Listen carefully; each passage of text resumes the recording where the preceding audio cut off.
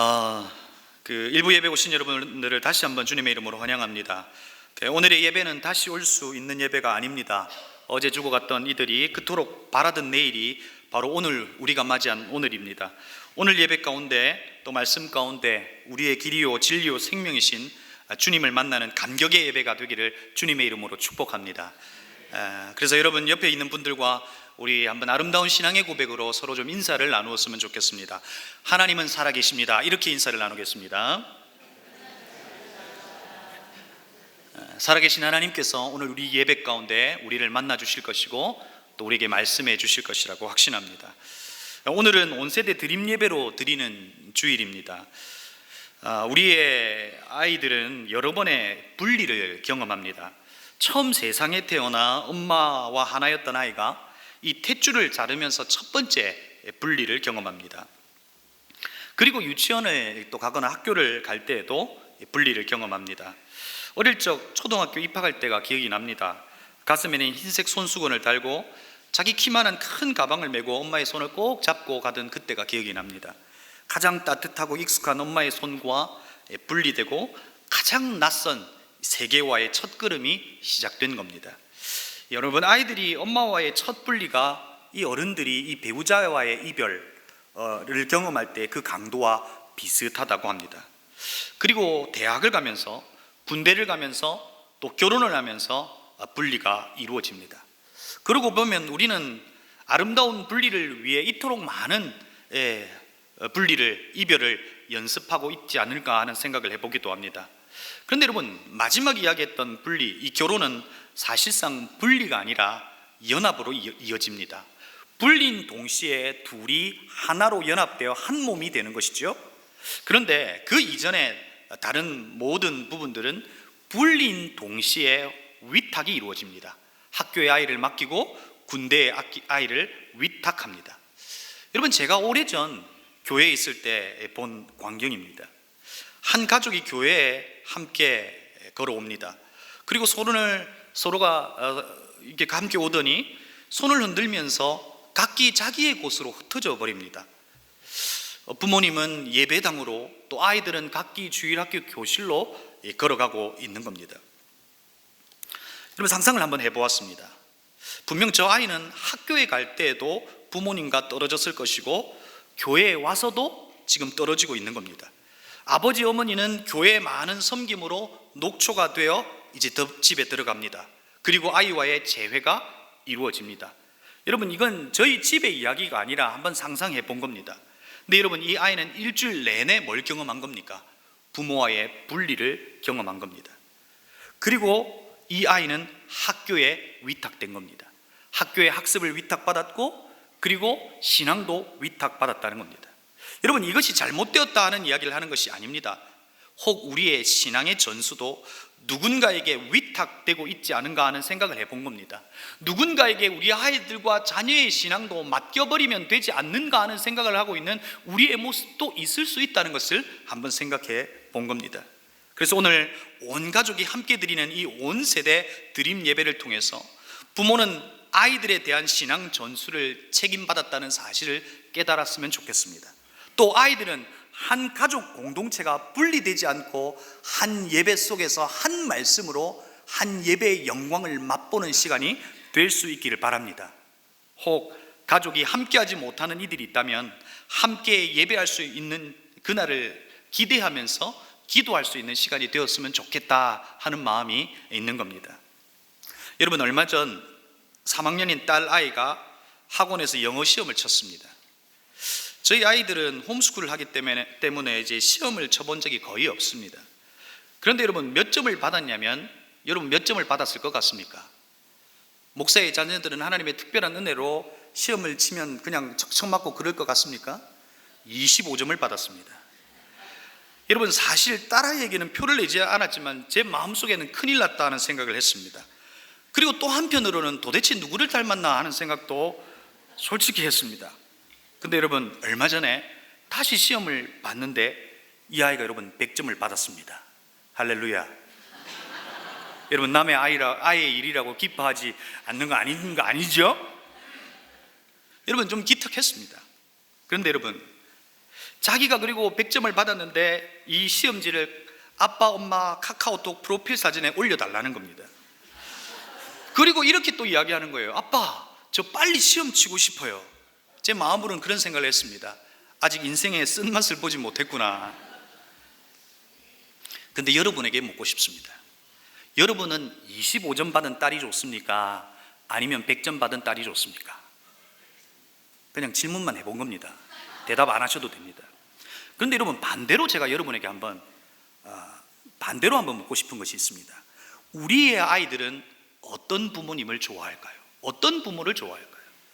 가정을 건강하게 하는 시민 모임에서 올 초에 초중고 1143명에게 물었습니다. 어떤 부모님을 희망하냐고 물었습니다. 여러분, 어떤 대답이 나왔을 것 같습니까? 가장 많은 20%를 차지한 그 대답은 남과 비교하지 않는 부모였고요, 두 번째는 칭찬 잘해주는 부모였습니다. 그리고 18%를 차지한 세 번째는 내 말을 잘 들어주는 부모였습니다. 네 번째는 약속을 잘 지켜주는 부모였고, 그 다음은 잘 놀아주는 부모였습니다. 그리고 여섯 번째는 약 10%를 차지했는데 어떤 부모였을 것 같습니까? 돈 많은 부모였습니다.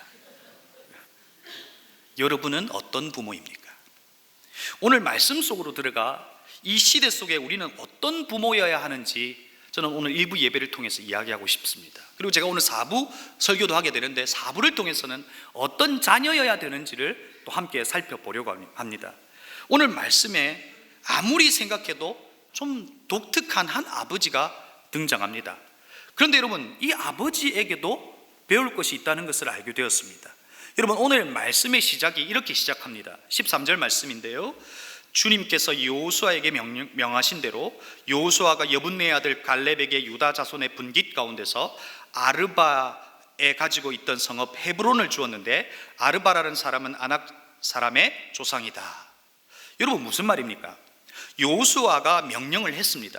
그리고 그 명령을 받은 갈렙이 명령을 받고 명령대로 헤브론을 점령했다는 이야기입니다. 그리고 이어 나오는 14절에 보면 아낙의 소생, 그 세 아들이 이름이 나옵니다. 세세와 아이만과 딜메입니다. 그 아낙의 자손 그 아들 3명을 쫓아내었다는 이야기가 이어서 나오는 겁니다. 거인의 자손들을 쫓아내고 그 땅을 분배받았다는 것입니다. 그런데 여러분, 지금 헤브론을 점령한 갈렙의 나이가 여러분 얼마인 줄 아십니까? 그의 나이가 85세입니다. 오늘 우리가 함께 보려고 하는 이 아버지의 나이가 85세라는 겁니다. 여러분, 여호수아에서 14장 7절 이하에 보면 오늘 85세 된 이 노인 갈렙이 여호수아를 설득하고 있는 장면을 우리가 볼 수 있습니다. 오늘 여러분, 성경을 가지고 계신 분들은 좀 성경을 펼쳐놓고 좀 보았으면 좋겠는데요, 여호수아 14장을 한번 좀 펼쳐놓으시고 7절부터 또 한번 보면서 이렇게 보았으면 좋겠습니다. 여러분, 7절에서 뭐라고 이야기합니까? 내가 40살이 되었을 때에, 그러니까 과거에 자기가 40살이 되었을 때 이야기를 하는 겁니다. 주님의 종 모세가 가데스 바네아에서 나를 보내어 그 땅을 정탐하게 하였다. 40세 때 날 정탐하게 했다는 겁니다. 나는 돌아와서 내가 확신하는 바를 그에게 보고하였다. 나와 함께 올라갔던 나의 형제들은 백성을 낙심시켰지만 나는 주 하나님을 충성스럽게 따랐습니다. 그래서 모세는 그날 내가 주 나의 하나님께 충성하였으므로 너의 발로 밟은 땅이 영원히 너와 내 자손의 유산이 될 것이라고 하고 맹세하였습니다. 그리고 여러분, 10절 마지막 부분에 이제 나는 85살이 되었습니다 라고 이야기합니다. 여러분, 갈렙은 지금 여호수아에게 뭘 하고 있는 겁니까? 때를 쓰고 있는 겁니까? 그가 40세에 그 땅을 정탐하고 여러분 보고한 내용이 여러분 어떻게 기록되어 있습니까? 9절에 보면 그래서 모세는 그날 내가 주 나의 하나님께 충성하였으므로, 여러분은 좀 이 단어를 주목해야 합니다. 하나님께 충성하였으므로 너의 밟은 땅이 영원히 너와 내 자손의 유산이 될 것이라고 맹세하였습니다. 여러분, 갈렙은 단순히 자기 확신이나 긍정의 힘으로 현실과 전혀 다른 고백을 정탐하고 한 것이 아니라는 겁니다. 하나님을 믿는 믿음 안에서 충성하였으므로 그 믿음 안에서 바로 그 고백을 한 것입니다. 그리고 모세는 그 땅을 너와 너의 자손의 유산이 될 것이라고 약속을 해준 겁니다. 그리고 45년이 지난 85세가 된 갈렙을 우리가 보고 있는 겁니다. 여러분, 갈렙은 자기 스스로가 강건하다고 말합니다. 나는 이 땅을 정복할 수 있다고 말합니다. 그런데 여러분, 85세입니다. 그때 이 갈렙에게 하나님의 특별한 은혜가 있어서 뭔가 건강하고 하는 그런 은혜가 있었다, 그렇게 해석할 수 있지만 실제 그렇지 않습니다. 그는 힘이 빠져 있습니다. 얼굴에 세월의 흔적이 가득합니다. 온몸에 전쟁을 치르면서 생긴 상처도 그에게 있습니다. 이제는 자녀들 곁에서 자녀들의 보살핌을 받아야 할 나이입니다. 그런데 그가 무엇이라고 고백합니까? 이 산지를 내게 주소서라고 고백합니다. 그런데 여러분, 오늘 이 85세의 갈렙의 이 산지를 내게 주소서라고 하는 이 고백의 근거가 무엇이냐는 겁니다. 앞에서도 이야기했듯이 자기 확신이나 긍정의 힘이 아니라는 겁니다. 오늘 이 산지를 내게 달라고 하는 이 갈렙의 이 고백의 근거는 바로 하나님께서 그에게 약속해 주셨던 언약의 말씀이었다는 겁니다. 그가 이 고백을 할 수 있었던 것은 그 땅을 주시겠다고 하는 하나님의 약속의 말씀을 그는 늘 기억했다는 겁니다.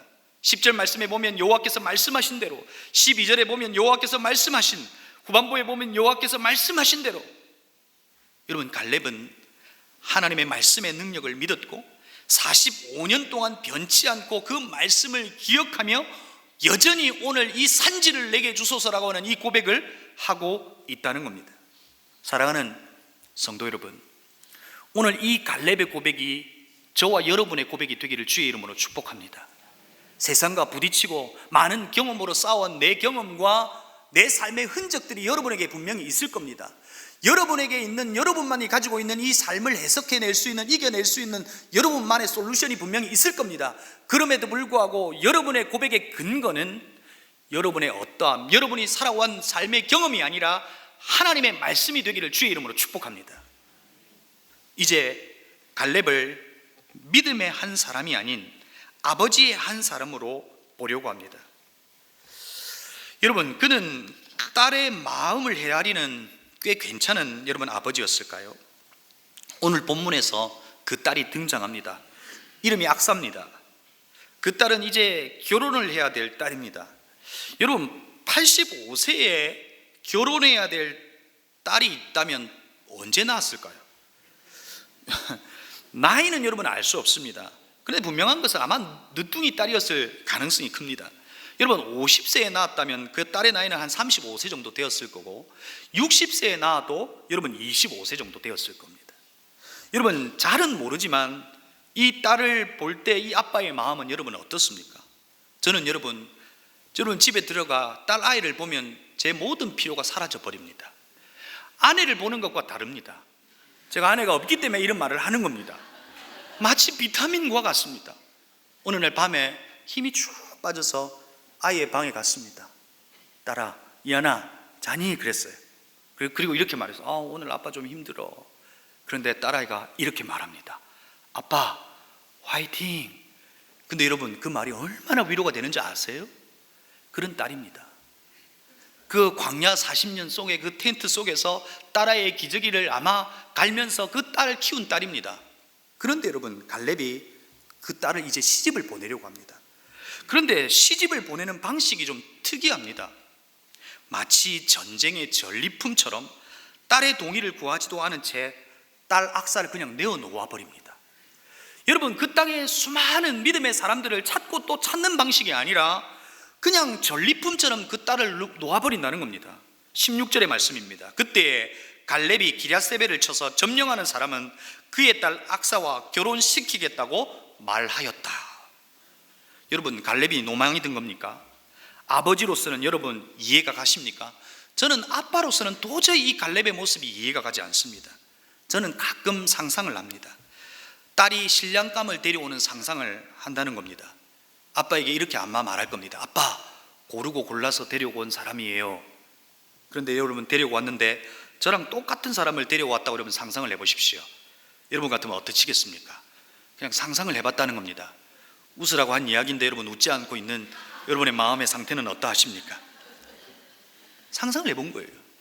여러분, 갈렙은요 고르고 고른 것이 아니라 마치 전리품처럼 딸을 내어 놓아버렸습니다. 스펙을 본 것이 아닙니다. 그가 보려고 했던 것이 무엇입니까? 바로 믿음을 보려고 했던 겁니다. 여러분, 이때는 알다시피 사사시대로 넘어가는 때입니다. 사사기 1장이 오늘 본문과 동일한 내용이 그대로 기록되어 있습니다. 각자의 소견에 옳은 대로 살아가는 그때, 정의와 기준이 사라진 그때, 죽을 날이 얼마 남지 않은 아버지가 딸을 믿음 좋은 사람에게 보내고 싶었던 겁니다.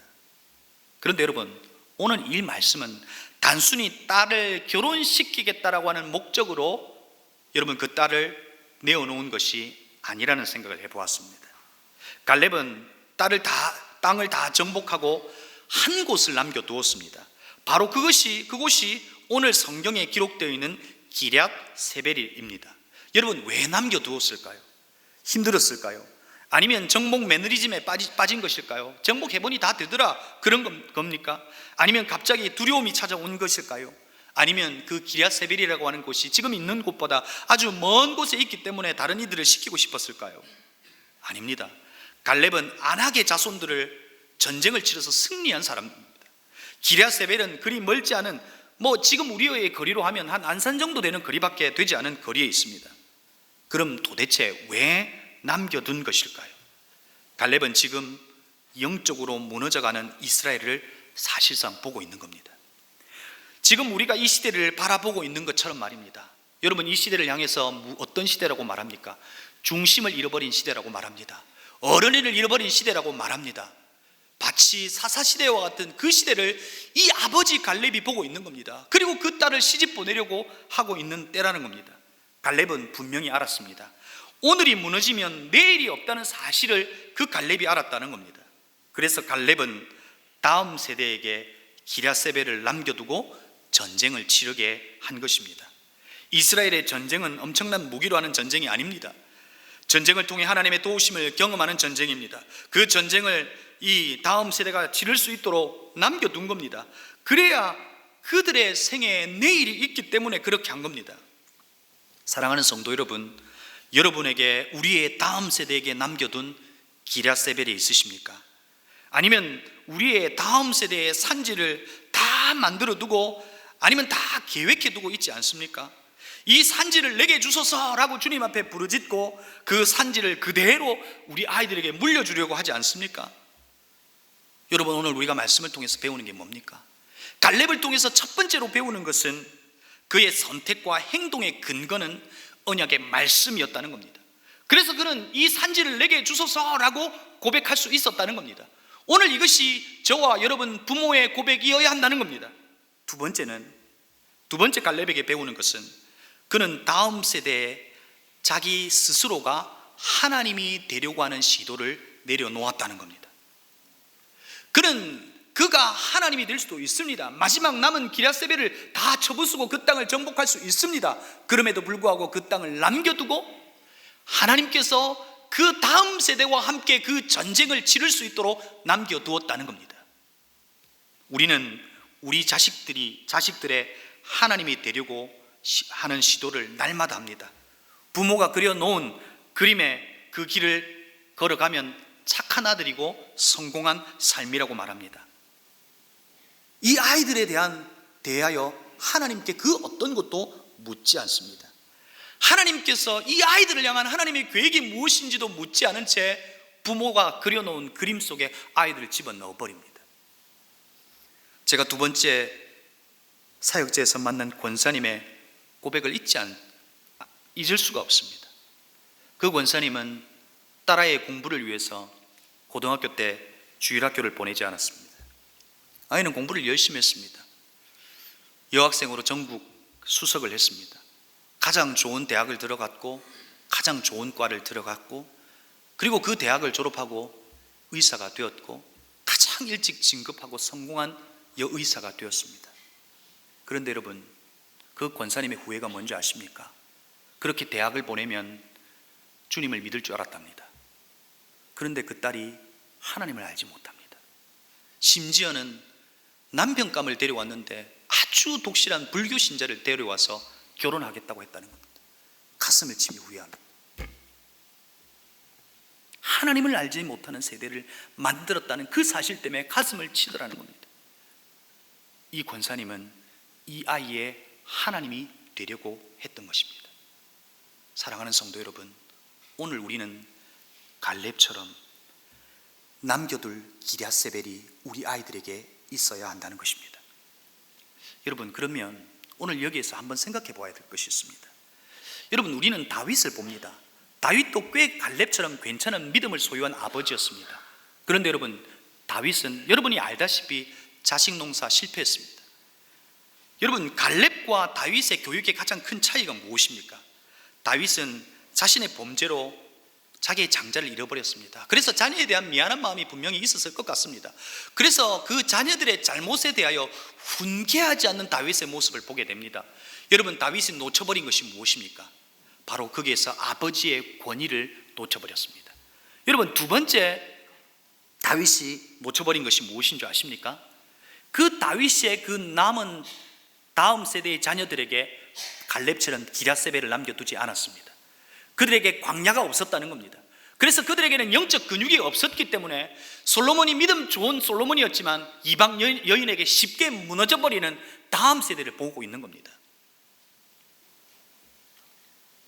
여러분, 사사시대와 같은 이 시대에 우리의 아이들이 이와 같을 수 있다는 겁니다. 여러분, 우리는 아이들에게 무엇을 주어야 합니까? 우리는 내가 우리의 아이들의 하나님이 되려고 하는 것을 내려놓아야 합니다. 한 드라마의 대사 가운데 한 여인이, 한 여자 선생님이 이렇게 말합니다. 어머니, 저를 믿으셔야 합니다. 여러분 아시죠? 이 아이의 코디네이터입니다. 이 아이들의 인생을 책임지겠다고 한 그 여선생이 엄마에게 한 말이 어머니, 저를 믿으셔야 합니다. 많은 믿음의 어머니들이 이 말을 믿고 아이들을 다 위탁하고 맡겨버립니다. 이 아이들의 하나님이 되려고 한다는 겁니다.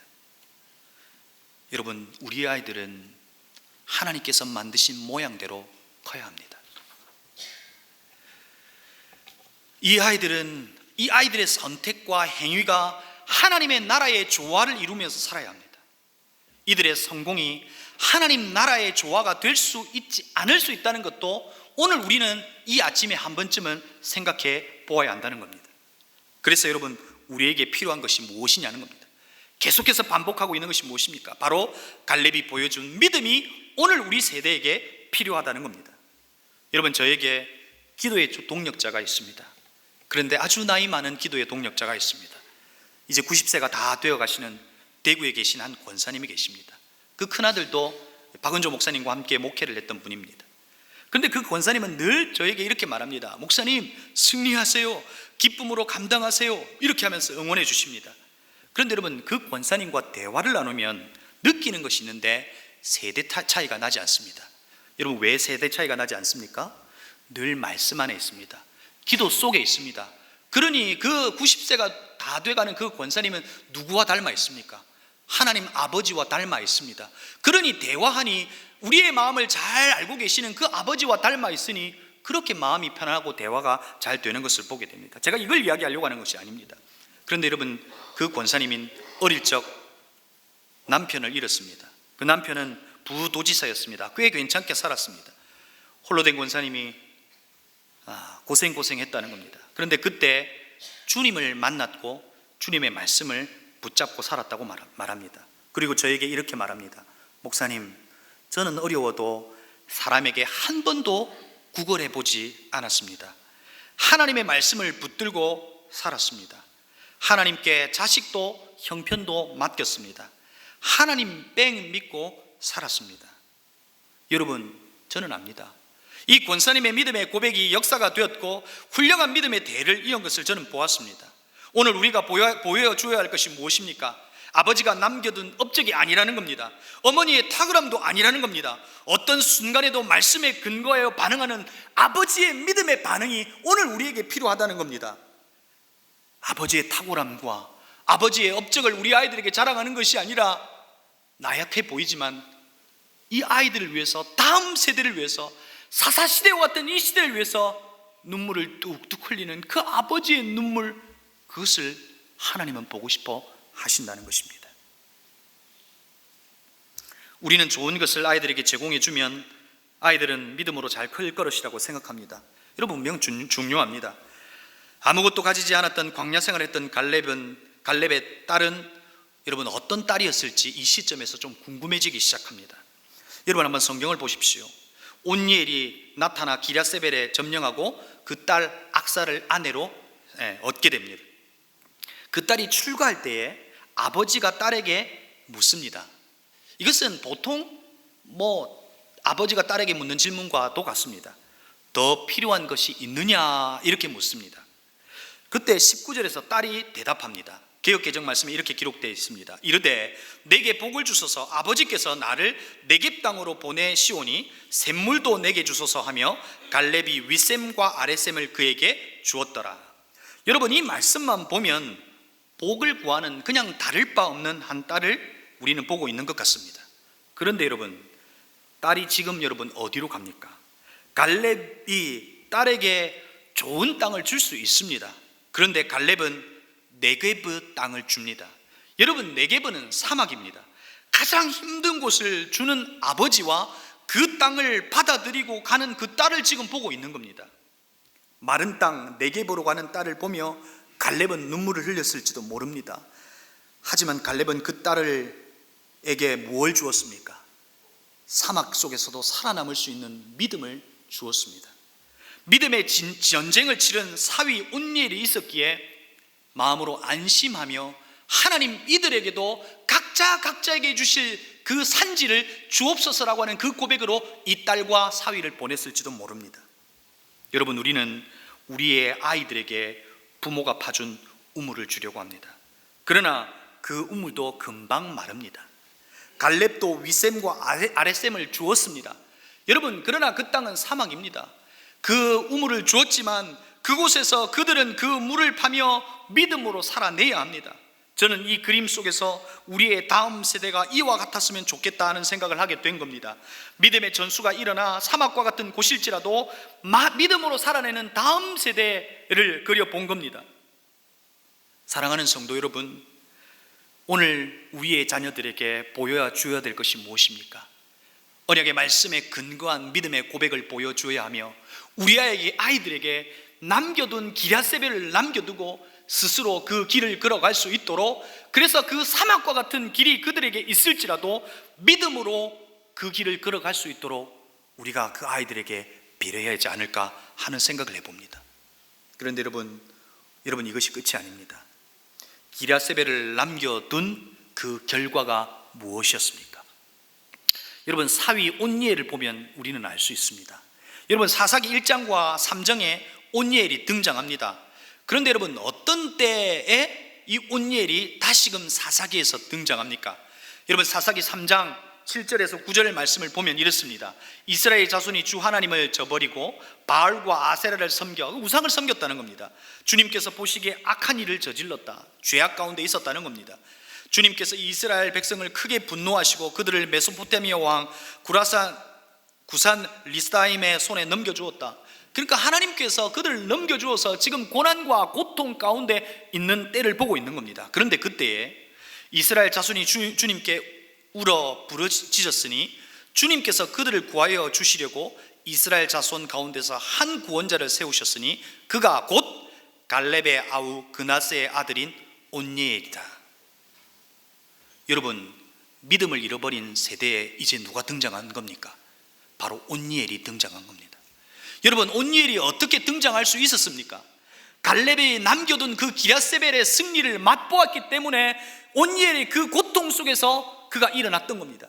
그가 치렀던 전쟁은 자기의 힘으로 치렀던 전쟁이 아니라 하나님께서 치러주셨던 하나님의 손에 맡겨진 전쟁이라는 것을 그가 경험해 보았기 때문에 그 고통의 순간 모든 것이 다 잃어버리고 모든 정의를 잃어버리고 각자가 자기가 왕이라고 생각하고 주인이라고 생각하는 그때에 믿음의 사람 온니엘이 등장하여 그 시대를 바꾼 겁니다. 무려 40년을 말입니다. 사랑하는 성도 여러분, 오늘이 무너지면 내일이 없습니다. 여러분, 우리는 오늘을 보고 있습니다. 오늘 우리는 이 온니엘이, 이 악사가 이 시대 가운데 등장하기를 바랍니다. 그러나 그냥 되는 것이 아닙니다. 바로 우리의 부모 세대가 오늘 갈렙이 보여주었던 그 언약의 말씀을 근거로 한 그 믿음의 고백이 오늘 저와 여러분에게 있어야 한다는 것입니다. 그리고 우리 아이들의 하나님이 되려고 하는 시도를 내려놓고 우리 아이들에게 기랴세벨을 남겨두어야 한다는 것입니다. 사랑하는 성도 여러분, 우리 은혜 샘물교회는 마치 네게보와 같은 이 땅에 교회를 세우고 학교를 세우고 다음 세대를 양육하고 있습니다. 여러분, 이 다음 세대가 부모가 물려준 샘물을 파먹으면서 살아가는 이들이 아니라 은혜의 샘물, 스스로 그 샘물을 파고 또 다른 이들에게 줄 수 있는 야곱의 우물처럼 자라기를 바라고 있다는 겁니다. 그러기 위해서 오늘 우리에게 필요한 것, 바로 갈렙의 고백과 남겨둔 기랴세벨이 있어야 된다는 사실을 기억하시며 오늘 다음 세대를 위하여 눈물로 기도할 수 있는 믿음의 성도님들이 되기를 주님의 이름으로 축복합니다.